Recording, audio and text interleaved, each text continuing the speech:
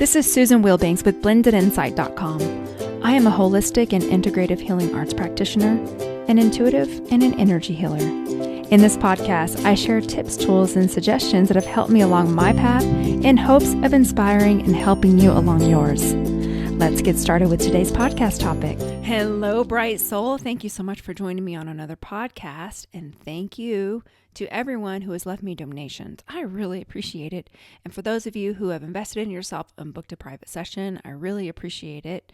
And for those of you who have taken the time to leave me a review, that helps the algorithm put the podcast in front of more people. So I really appreciate that. And for those of you who are gym people, I know my gym is flooded with New Year's resolution people, and I think that's great. I wish I'd go at a different time, only because I like an empty gym. But I feel like, again, people are taking advantage of the collective energy and motivating themselves to make a change. Unfortunately, those changes don't always stick, but I can appreciate people capitalizing on the energy and making an effort to do their very best. And that's what I wanted to talk about today. And it's not just with personal things like goals and stuff like that, but this is a theme. It is an overarching theme, and it's really important to pull ourselves in and look at ourselves and examine ourselves if we want to make lasting change. And that is the difference between accountability and blame. And accountability is when we own up to our own mistakes and our actions.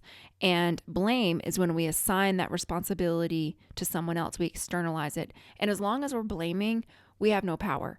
And what I see a lot in my private practice is people will unload. He did this. She did this. I'm a victim.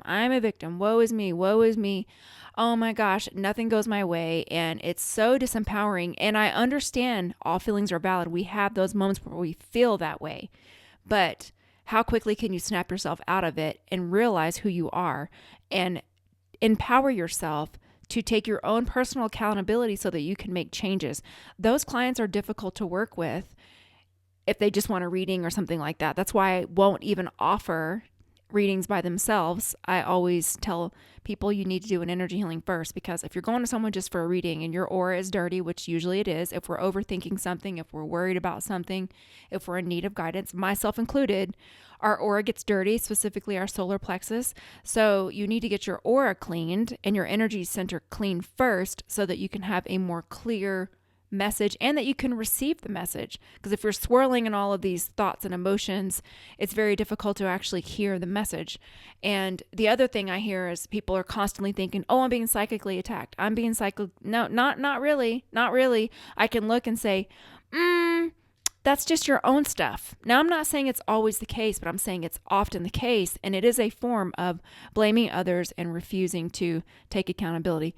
Sometimes when we're really down and we're really low, it can be challenging. That's why energy healing, and we have so many other tools that are available to us to help us on this path. But it's always 10% the healer and 90% the person. Because if all you had to do was get in front of a healer or get a reading and get some information and you had to do nothing, why come here? There's no purpose in even incarnating. You're here. The soul incarnates to learn, to experience things, to go through things. That's why you're here.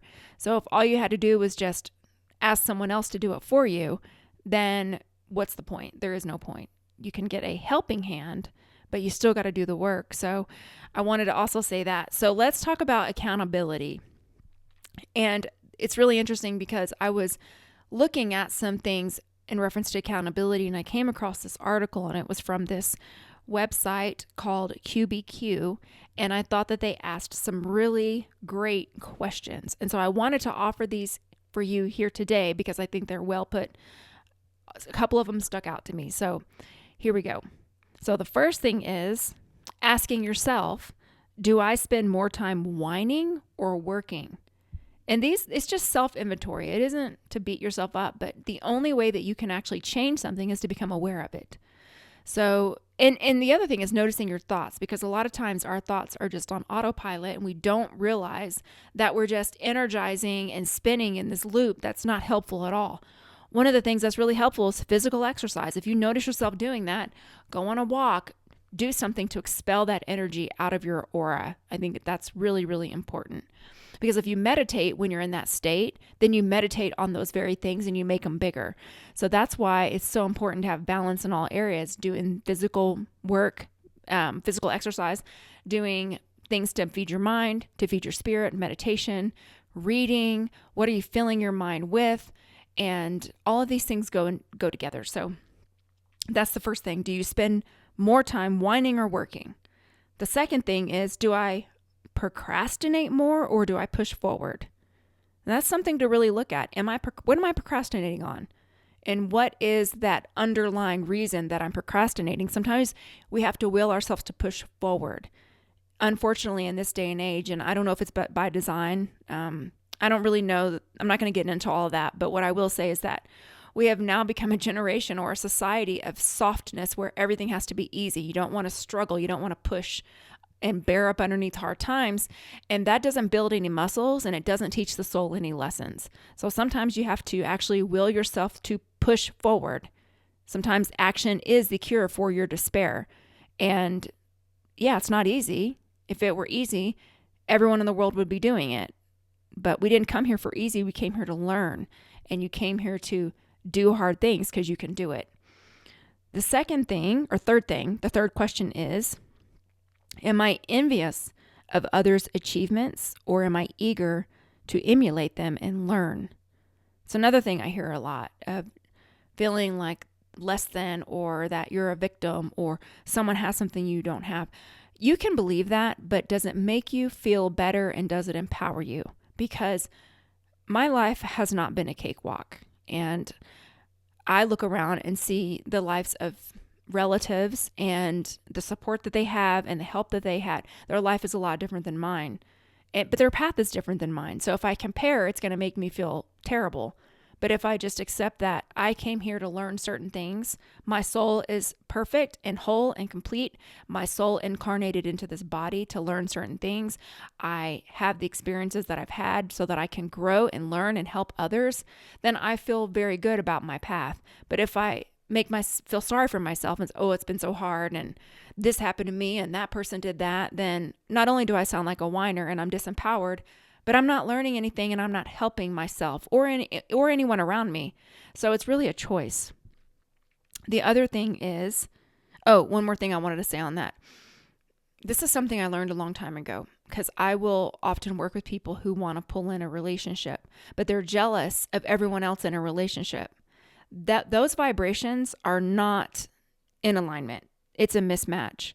When you look at another person in a relationship and feel excited for them and happy for them, knowing that you can have that too, you can actually use that opportunity to bathe in that energetic vibration, knowing that you can live in that vibration as well and draw that in, because you've got to be a vibrational match to the things that you want. So that is another thing that I wanted to mention on that. Okay. Do I tend to point the finger or problem solve? And this is another thing, shifting yourself out of blame and taking accountability. So instead of feeling sorry for yourself, start to figure out how you can learn from this and make a step in the right direction. The other thing is, how often do I complain versus offer constructive ideas? So this is just, again, monitoring yourself. And the last one that I thought was really great that I wanted to share was, am I wasting energy trying to change other people instead of trying or choosing to change myself? This is another thing I get. Even on my YouTube channel, people will comment, can I think of someone else and have this healing apply to them? Or can I put this person's picture in front of them because they're doing this and they're doing that, and that way I can change them? And it's like, well, no, you're the person listening to the healing. You're the person that showed up. And we can't change free will choice.